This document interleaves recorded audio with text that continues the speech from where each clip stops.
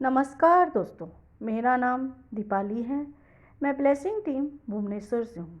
दोस्तों, हम बात कर रहे हैं व्लादिमीर मिग्रे की रचना एनेस्थीसिया के भाग 9 के खंड 4 who lights the new star, या नए तारों को कौन रोशन करता है। और इस खंड में एनेस्थीसिया और लेखक के बीच सेक्स को लेकर चर्चा हो रही है। अब तक मैंने आपको बताया किस तरह लेखक ने गुस्से में गुफा के अंदर एनेस्थीसिया को धक्का दे दिया था। अब आइए बढ़ते हैं आगे की कहानी की ओर। लेखक ने एनेस्थीसिया को दूर धक्का दे दिया और एनेस्थीसिया दूर जाके गिरी और उठ के खड़ी हो गई। और लेखक यह कहते हुए गुफा से बाहर आ गए थे कि तुम मुझसे दूर रहो। उसके बाद लेखक ने कहा, तुमने मुझे मेरी सच्ची खुशी पाने से वंचित किया है। हर कोई इस खुशी को पाना चाहता है, केवल इसके बारे में खुल के बात नहीं करते। वह सब भ्रम है व्लादिमीर, और मैंने तुम्हें एक भ्रम में जाने के साथ साथ एक बहुत बड़े पाप को भी करने से रोका है। चाहे वो भ्रम हो या कुछ, इसे मुझे कोई फर्क नहीं पड़ता। यह एक खुशी है और सभी के द्वारा मान्यता प्राप्त है। मुझे आप किसी भी हानिकारक चीज़ों से बचाव करने की ज़रूरत नहीं है, या मुझे बचाने की ज़रूरत नहीं है। चाहे वो महिलाओं से गलत संबंध रखना हो, मांस खाना हो, धूम्रपान करना हो। जब तक मैं यहाँ पे हूँ और मैं यहाँ से चला नहीं जाता, तुम मेरी ज़िंदगी की इन सब बातों में दखल मत दो। और हमारी ज़िंदगी में यह सब बातें सामान्य हैं। एनेस्थीसिया ने कहा, जब इतने सारे पौष्टिक पेड़ पौधों हैं और उससे हमें बहुत सारी पौष्टिकता मिल सकती है, उनके होते हुए जानवरों को मारना या धूम्रपान जैसी सेहत के लिए हानिकारक चीज़ों का उपयोग करना क्यों ज़रूरी है। लेखक ने उत्तर दिया, तुम्हें पेड़ पौधे पसंद है, तुम जाकर खाओ। हमें इन सब चीज़ों को ही करने में खुशी मिलती है। धूम्रपान जैसी चीज़ें, मांस मदिरा खाने में ही हमको सच्ची खुशी मिलती है, और हम यह सब करते हैं, और यह तुम्हारी सब समझ से परे हैं। एनेस्थीसिया ने कहा, ठीक है, लेकिन आपने अभी जितने भी चीज़ों के नाम लिए हैं वह सब सेहत के लिए बहुत ज़्यादा खराब और हानिकारक हैं। लेखक ने हंसते हुए कहा, खराब, हानिकारक?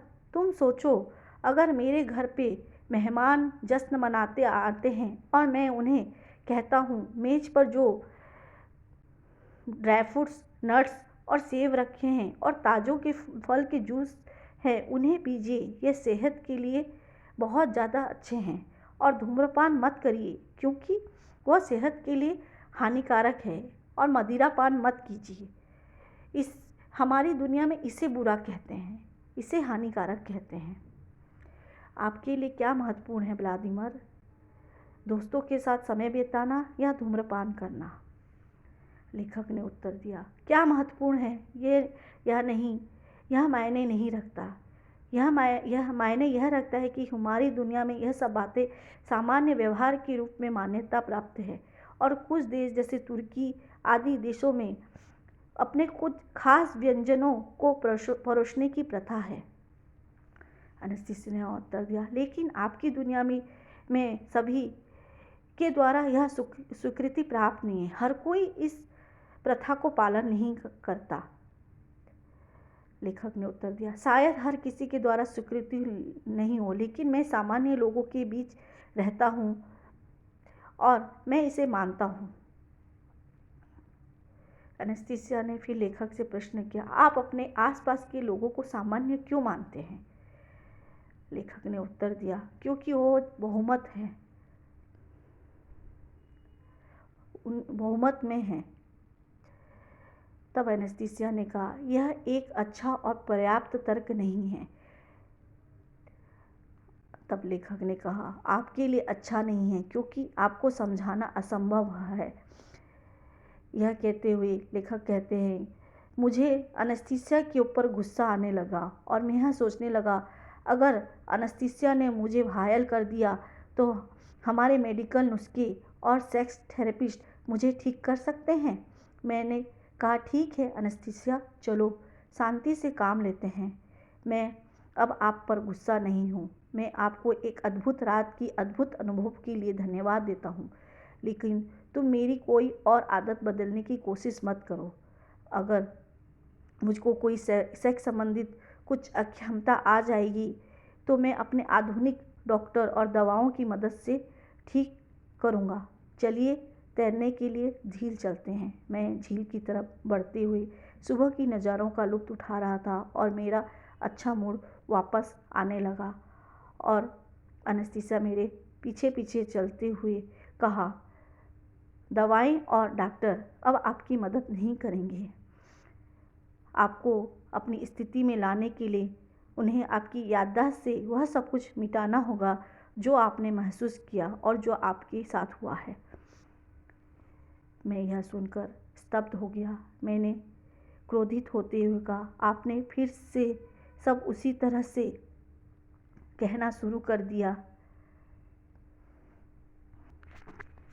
और मैं फिर से उग्र क्रोध की भावना से अभिभूत होने की तरह बुरी तरह से डर गया और उसी क्रोध और डर के साथ मैंने एनेस्थीसिया से कहा, तुम बार बार मेरी ज़िंदगी की उन बातों में अपनी नाक घुसेड़ती हो जिससे तुम्हारा कोई लेना देना नहीं है या तुम्हारा कोई मतलब नहीं है। मेरी ज़िंदगी में उथल पुथल मचाकर तुम एक बुरा खेल खेल रही हो मेरे साथ और यह भी कह रही हो कि वह सब चीज़ें कोई ठीक नहीं कर सकता।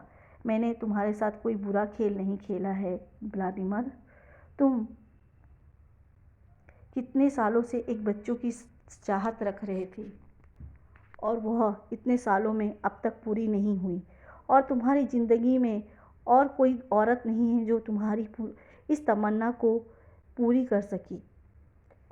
और कहीं ना कहीं मैं भी तुमसे एक बेटा चाहती थी, इसलिए मैंने यह सब किया और यह सब हो गया।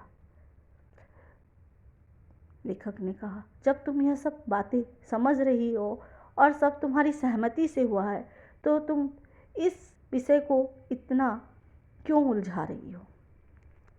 तब एनेस्थीसिया ने कहा, डरो मत व्लादिमीर, मैं यह सब कुछ कर तुम्हारे दिमाग के साथ कोई खिलवाड़ नहीं कर रही हूँ। यह सब अपने आप हो गया और जो तुम चाहते थे तुम्हें मिल गया। अब आपको कम से कम एक बड़े पाप से बचाना चाहूँगी और उसके बदले में एक गौरव देना चाहूँगी। गौरव? लेखक ने प्रश्नवाचक करते हुए एनेस्थीसिया के कहा, आप बहुत ही मजाकिया हैं एनेस्थीसिया। आपकी दार्शनिक जीवन शैली मानवीय नहीं लगती। अच्छा, आप मुझ में ऐसा क्या अमानवीय पाते हैं जो आपको भयभीत करती है व्लादिमीर? आप जंगल में अकेले रहते हैं एनेस्थीसिया और पेड़ और पौधों और जानवरों के साथ संवाद करते हैं। हमारी दुनिया के लिए यह सामान्य बात नहीं है और हमारी दुनिया में ज़िंदगी में किसी ने करीब से ऐसी ज़िंदगी नहीं देखी है। एनेस्थीसिया ने उत्तर दिया, ऐसा कैसा हो सकता है व्लादिमीर?